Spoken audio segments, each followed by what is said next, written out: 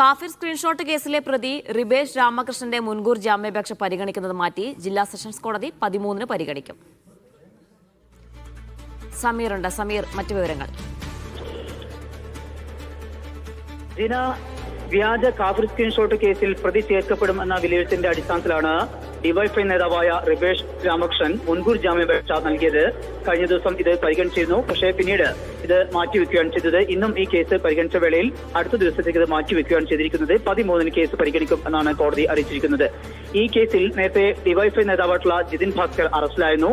പ്രതിക്ക് ഇത് എവിടെ നിന്ന് ലഭിച്ചു എന്നത് സംബന്ധിച്ചുള്ള ചോദ്യങ്ങളും ഉയരുന്നുണ്ട്. ഒപ്പം തന്നെ ഈ കേസുമായി ബന്ധപ്പെട്ട് റിബേഷ് രാമകൃഷ്ണനെ പലതവണ അന്വേഷണ സംഘം ചോദ്യം ചെയ്യുകയും ചെയ്തിരുന്നു.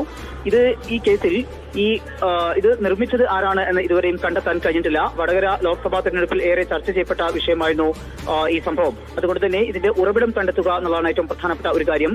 നിലവിൽ ജിതിൻ ഭാസ്കർ മാത്രമാണ് കേസിൽ പ്രതിയായിട്ടുള്ളത്. റിബേഷ് രാമകൃഷ്ണൻ ഈ കേസിൽ പ്രതിയാവാനുള്ള സാധ്യത മുന്നിൽ കണ്ടുകൊണ്ടാണ് കോടതിയിൽ മുൻകൂർ ജാമ്യാപേക്ഷയുമായി വന്നിരിക്കുന്നത്. ഈ സംഭവത്തിൽ ഇയാൾക്ക് പങ്കുണ്ട് എന്നുള്ളതാണ് ഈ കേസിൽ കുറ്റവിമുക്തനാക്കപ്പെട്ടുള്ള യൂത്ത് ലീഗ് നേതാവായിട്ടുള്ള കാസിം ഉൾപ്പെടെ വ്യക്തമാക്കുന്നത്.